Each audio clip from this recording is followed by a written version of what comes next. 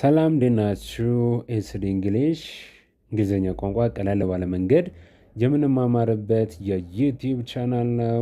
ሃው ቱ ታንክ ፒፕል ለሰዎች በምን አይነት መንገድ ምስጋና መስጠት እንችላለን የሚለውን በአጫጭር ንግግሮች፣ ዲያሎጎች አንድ ላይ እንመለከታለን። የተለያዩ ሰዎች ምስጋና ሲለዋወጡ አንድ ላይ እንመለከታለን፣ እንማማራለን፣ እናያለን ማለት ነው። ወደ ትምህርቱ እንለፍ። እሺ የመጀመሪያውን አጭር ዲያሎግ ወይም ንግግር እንመልከት። ቴንክ ዩ ፎር ሉኪንግ አፍተር ማይ ሶን። ቴንክ ዩ ፎር ሉኪንግ አፍተር ማይ ሶን። ልጄን ስለተከታተልክልኝ አመሰግንሃለሁ አለች። ቴንክ ዩ ፎር ሉኪንግ አፍተር ማይ ሶን። ልጄን ስለተከታተልክልኝ አመሰግናለሁ። ስላየህልኝ፣ ስለጠበቅክልኝ ማለት ነው። ልጄን ስለጠበቅክልኝ፣ ስላየህልኝ አመሰግንሃለሁ። You're very welcome. You're very welcome. አረ ምንም አይደል ብሎ እሱ መለሰ። You're very welcome. አረ ምንም አይደል እያለ ነው።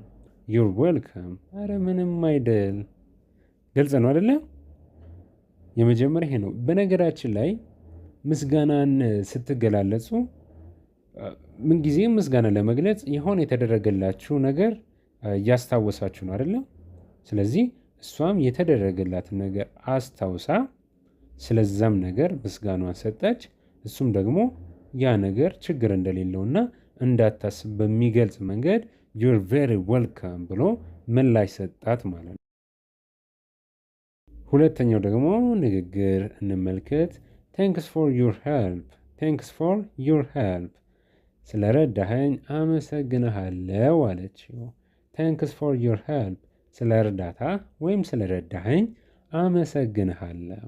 ኖ ፕሮብለም ኖ ፕሮብለም። እረ ችግር የለውም። ኖ ፕሮብለም ችግር የለውም። ታንክስ ፎር ዩር ሄልፕ ኖ ፕሮብለም። ታንክስ ፎር ዩር ሄልፕ ኖ ፕሮብለም። ስለ ረዳኸኝ አመሰግንሃለሁ ችግር የለውም። ስለ ረዳኸኝ አመሰግንሃለሁ ችግር የለውም።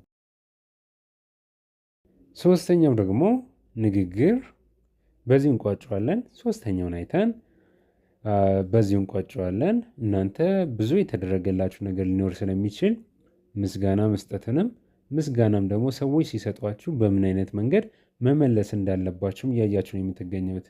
ቴንክ ዩ ፎር ካሪንግ ማይ ባግ። ቴንክ ዩ ፎር ካሪንግ ማይ ባግ። ቦርሳዬን ስለያዝሽልኝ አመሰግንሻለሁ። ቦርሳዬን ስለያዝሽልኝ አመሰግናለሁ። ቴንክ ዩ ፎር ካሪንግ ማይ ባግ።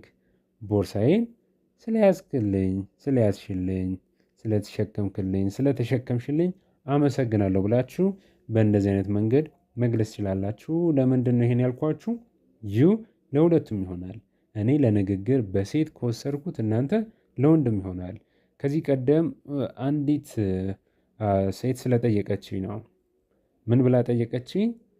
የምታስተምረው በወንድ ነው እና በሴት ምን ብዬ ልናገር? እኔ ሴት ነኝ፣ አንተ የምታስተምረው እንዴት ልገልብጠው አለችኝ። ምንድን ነው እኔ ከዛ በኋላ በጣም ነው የምደጋግምባችሁ። ልብ ብላችሁ የኔን ትምህርት የምትማሩ ሰዎች ብትከታተሉ ዩ ለሁለቱም ይሆናል። እኔ ለወንድ ካረኩት እናንተ ለሴት አድርጉ፣ ችግር የለውም። እንደ ኢትዮጵያ ወይም እንደ አማርኛ አትዩት። አማርኛ ለሴት አነጋገር ይለወጣል፣ ለወንድ አነጋገር ይለወጣል። በእንግሊዝኛ ግን ዩ የሚለየው እናንተ እንደምታወሩት ሰው ነው ማለት ነው። ከሴት ጋር እያወራችሁ ዩ ካላችሁ ለእሷ እንደሆነ ይታወቃል። ከወንድ ጋር እያወራችሁ ዩ ካላችሁ ደግሞ ለእሱ እንደሆነ ይታወቃል። አሁን ለምሳሌ ቴንክ ዩ ፎር ካሪንግ ማይ ባግ አልኩኝ። አሁን እዚህ ጋር የምታዩት ሴት ስለሆነች ለሴት ታደርጉታላችሁ፣ ወንድ ቢሆን ለወንድ ታደርጉታላችሁ። ችግር የለውም። ምክንያቱም መሀል ላይ የገባው ዩ ለሁለቱም ስለሚሆን ማለት ነው። ይህንን ትምህርት ደግሞ በኤስዲ በመጀመሪያው ዲስክሪፕሽን ላይ ያስቀምጠላችኋለሁ። በኤስዲ እንግሊሽ ዋን ላይ የመጀመሪያው ቻናላችን ላይ እሱ ላይ በደንብ አድርገን አስተምረናል። ዩ ለሴት፣ ዩ ለወንድ፣ ዩ ደግሞ ከሁለት በላይ ለሆኑ ሰዎች እንዴትና በምን አይነት መንገድ መጠቀም እንደምንችል። ቴንክ ዩ ፎር ካሪንግ ማይ ባግ።